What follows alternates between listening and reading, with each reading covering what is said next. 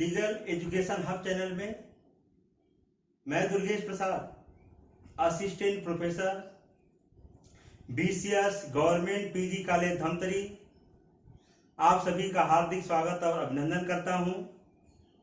आज मैं भारतीय साक्ष्य अधिनियम की धारा 118 के विषय में जानकारी प्रदान करूंगा।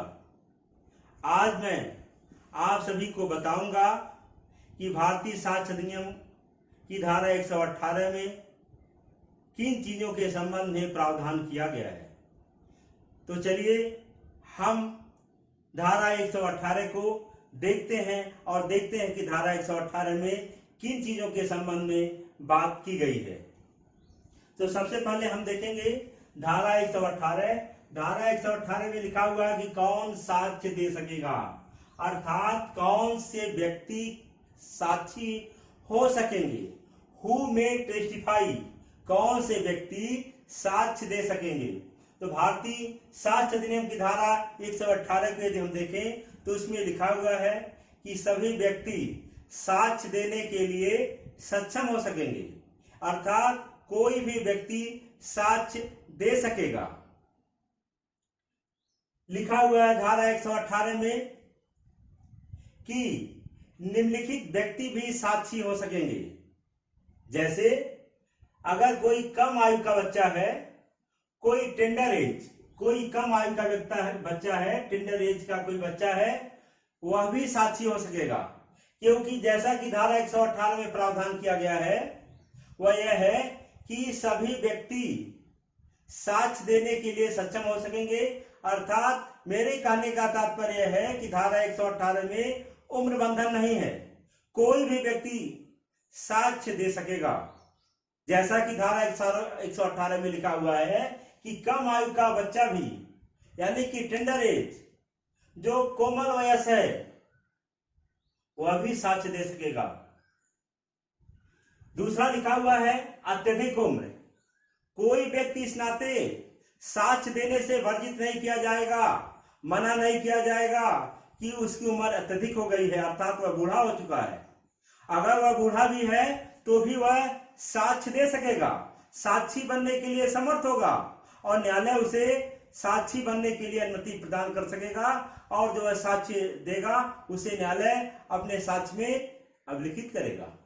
अब हम देखेंगे तीसरा, मानसिक या शारीरिक रोग। अगर कोई व्यक्ति मानसिक रूप से या शारीरिक रूप से किसी रोग से पीड़ित है, वह भी साक्ष्य दे सकेगा।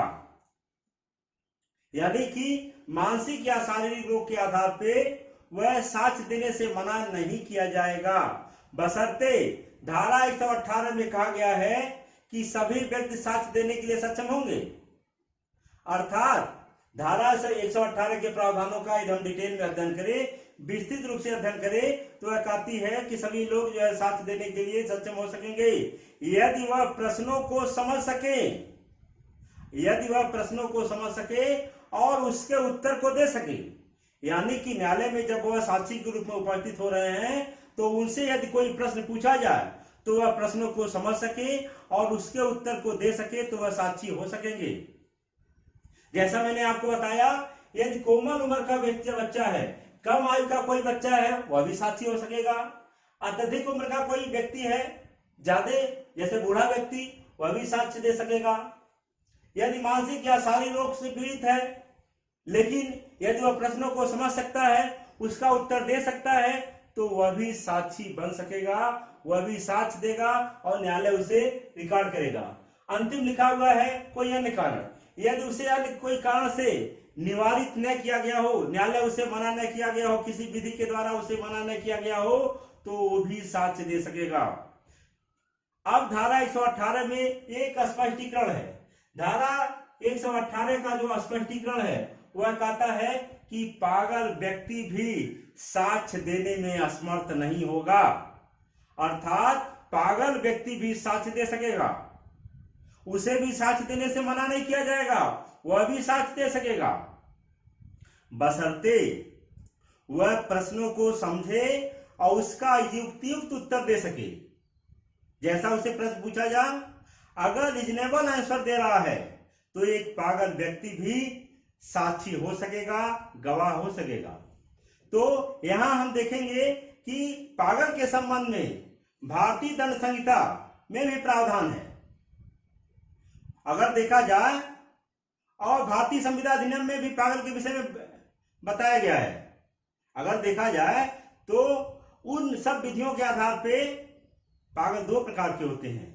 एक ऐसा पागल जो हमेशा पागल रहता है, यानी कि जो वह क्या बोल रहा है, किन बातों को कह रहा है, उसका क्या परिणाम होगा, उसको वह नहीं जानता है, यानी कि हमेशा वह पागल रहता है। लेकिन एक ऐसा व्यक्ति रहता है जो पागल भी होता है, उसके बाद स्वस्थ हो जाता है। जैसे कि कोई मिर्गी पीड़ित व्यक्ति है, जब उसके ऊपर मिर्गी का दौरा पड़ता है तो किसी भी प्रश्न को नहीं समझ सकता है, उसका उत्तर नहीं दे सकता है। लेकिन मिर्गी का दौरा जैसे ही समाप्त होता है तुरंत वह प्रश्नों को समझ सकता है, उसका उत्तर दे सकता है। अर्थात मेरे कहने का मतलब यह है कि जब उसके ऊपर पागलपन का दौरा रहेगा, अगर वह प्रश्नों को नहीं समझ पा रहा है, उसका उत्तर नहीं दे सकता है, तो वह साक्ष्य नहीं दे सकेगा। किंतु जैसे ही वह स्वस्थ होगा, प्रश्नों को समझेगा, उसका उत्तर दे सकता है, तो वह भी सक्षम साक्षी होगा। अर्थात निष्कर्ष के रूप में कह सकते हैं कि पागल भी साक्ष्य देने से अक्षम नहीं होगा, वह साक्ष्य दे सकता है यदि वह प्रश्नों को समझ सकता है, यदि उसका उत्तर दे सकता है। अब हम देखेंगे धारा 119 को। धारा 119 में मूक साक्षी अर्थात साइलेंट विटनेस या डम्ब विटनेस, मूक साक्षी ऐसा व्यक्ति जो बोलने में असमर्थ है, ऐसा व्यक्ति जो बोलने में असमर्थ है, यदि वह साक्ष्य देना चाहता है तो वह भी साक्ष्य दे सकता है। धारा 119 कहती है, धारा 119 में प्रावधान किया गया है कि कोई मूक साक्षी जो बोलने में असमर्थ है लेकिन साक्ष्य देना चाहता है तो वह भी साक्ष्य दे सकता है। लेकिन सबसे महत्वपूर्ण चीज है कि यदि वह साक्ष्य देना चाहता है तो वह लिखित रूप में देगा, खुले न्यायालय में देगा।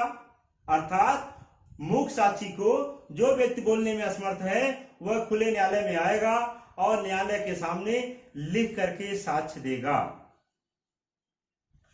जो साक्ष्य वह देगा, जो साक्ष्य वह मूक साक्षी देगा, उस साक्ष्य को मौखिक साक्ष्य के रूप में स्वीकार किया जाएगा।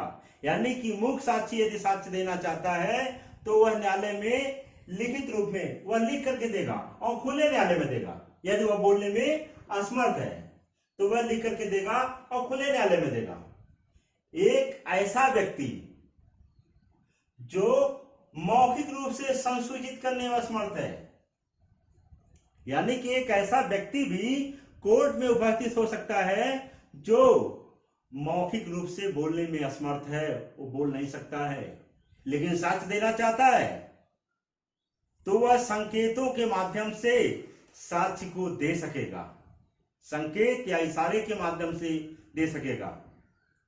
लेकिन एक महत्वपूर्ण चीज है, यदि वह इशारे के माध्यम से दे रहा है या किसी ऐसे भाषा में साक्ष्य दे रहा है जिसमें ट्रांसलेटर की आवश्यकता है, द्विभाषीय की आवश्यकता है, अनुवादक की आवश्यकता है, विशेष प्रबोधक की आवश्यकता है, द्विभाषीय विशेष प्रबोधक की आवश्यकता है, तो न्यायालय उसका साक्ष्य अभिलिखित करने में द्विभाषीय, ट्रांसलेटर और विशेष प्रबोधक यानी कि विषय विशेषज्ञ की सहायता ले सकेगा और न्यायालय उसके साक्ष्य को अभिलिखित कर सकेगा।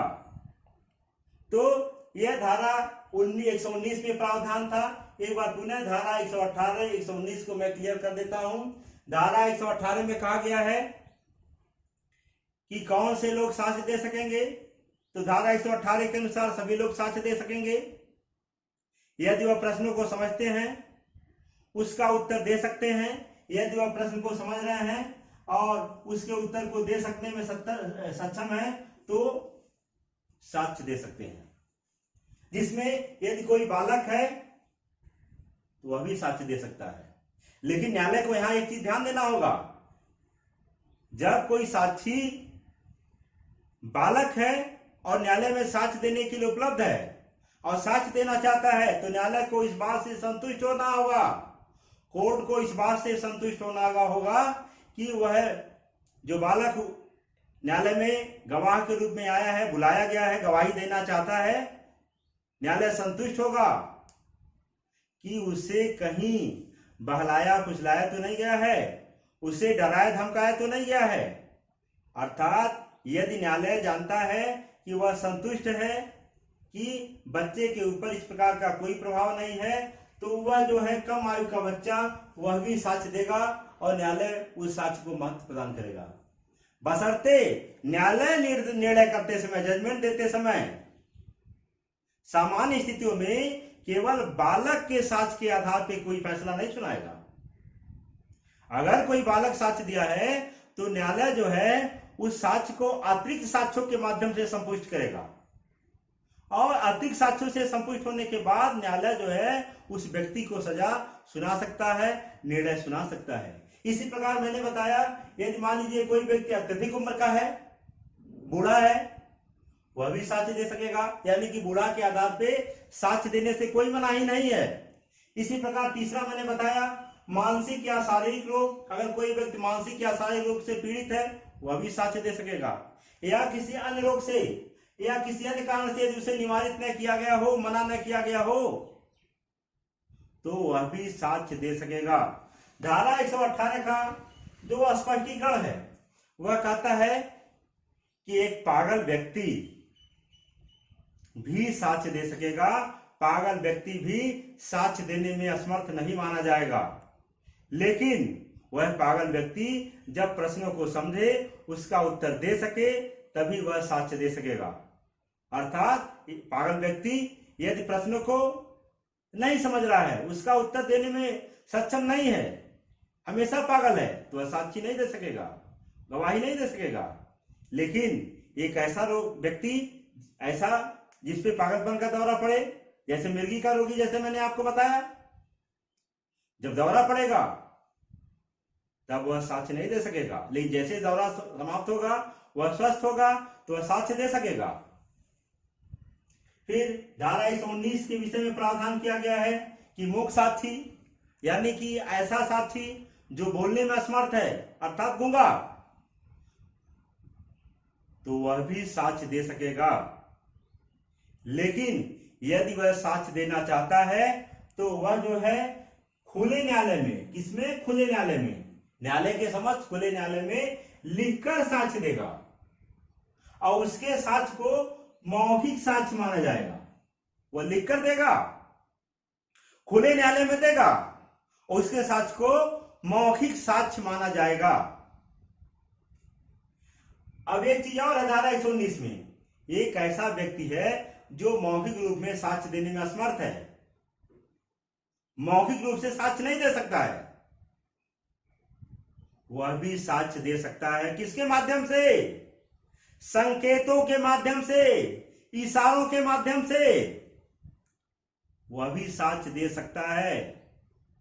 या कोई ऐसा व्यक्ति न्यायालय में उपस्थित हुआ है जिसकी भाषा को समझना कठिन है, तो वहां न्यायालय जो है अनुवादक की सहायता ले सकेगा, ट्रांसलेटर की सहायता ले सकेगा, या विषय विशेषज्ञ, विशेष प्रबोधक शब्द का प्रयोग किया गया है, स्पेशल एजुकेटर की मदद को लेकर के न्यायालय साक्ष्य को अभिलिखित करेगा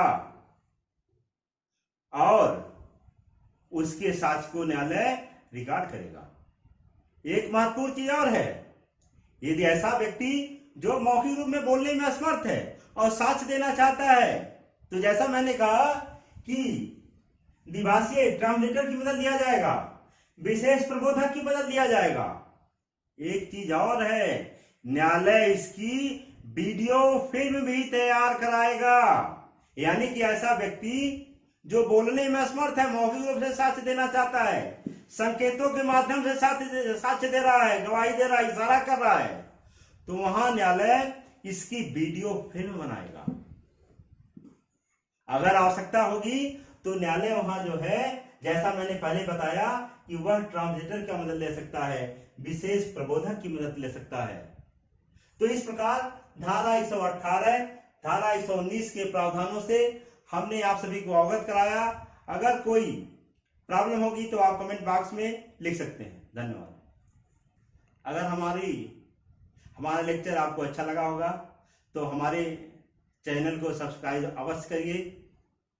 और क्योंकि हमारा पहला वीडियो है जो हमने बनाया है, हम चाहेंगे कि एविडेंस और लॉ की अन्य विषयों पर लगातार वीडियो बनावें। और चूंकि इसमें लॉकडाउन चल रहा है, पूरे देश में हमारे बहुत सारे विद्यार्थी, लॉ के विद्यार्थी जो पढ़ाई कर रहे हैं, वह है उनकी पढ़ाई अच्छे से नहीं हो पा रही है। तो मेरा शिक्षक होने के नाते एक कर्तव्य है कि आपको कानून की बारीकियों और जो वेयर एक्ट के महत्वपूर्ण प्रावधान हैं, उनसे हमारा उद्देश्य है कि आप सभी को कानूनी जागरूकता बढ़ाने के लिए और पढ़ाई में आगे बढ़ने के लिए आप सभी से अवगत कराऊं। मैं चाहूँगा कि आगे भी इस प्रकार के वीडियो बनाऊंगा। धन्यवाद।